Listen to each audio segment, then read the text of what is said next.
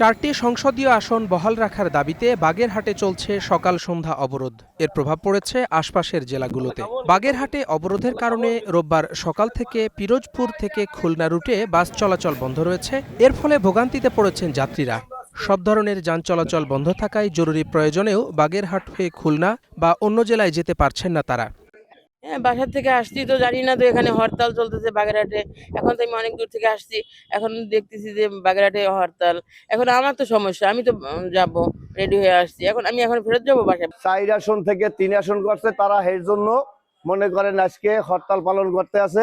আমাদের প্রভাবটা পড়ছে, মনে করেন যাতায়াত যাত্রী না থাকলে ওই বাগেরহাটের যাত্রী, খুলনার যাত্রী আইসিয়া পিরোজপুর থেকে আমাদের পিরোজপুর জেলার বিভিন্ন জায়গায় যায়, সেই যাত্রীগুলো আটকা পড়ছে। আমাদেরও এতে দুর্ভোগে পড়া লাগছে যে যাত্রী নাই ভিতর। আমাদের সমস্যা হচ্ছে ধরেন আজকে খুলনা বাগেরহাটের গাড়ি তো বন্ধ, আর আমরা এদিকে গাড়ি তো সব বন্ধ। এখন আমার পিরোজপুরে ওই এই জন্য প্রভাব পড়ছে, ওদিকে যাত্রী নিয়ে আমরা এদিকে স্বরূপকাঠি বরিশাল যাই, আর আমাদের তো গাড়ি যাত্রী হয় না, আর আমাদের গাড়িও সেই বন্ধ রাখা লাগতেছে।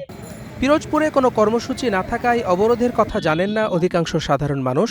এ কারণে নিজ গন্তব্যে যেতে বাস স্ট্যান্ড পর্যন্ত গিয়ে ফিরে যেতে হচ্ছে তাদের। অন্যদিকে অলস সময় কাটাচ্ছেন পরিবহন শ্রমিকরা।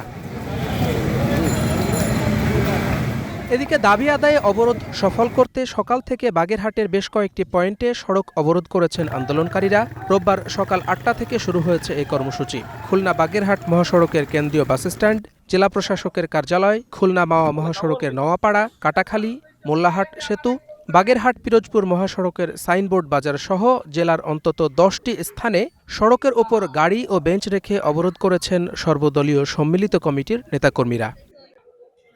Desk report, star news.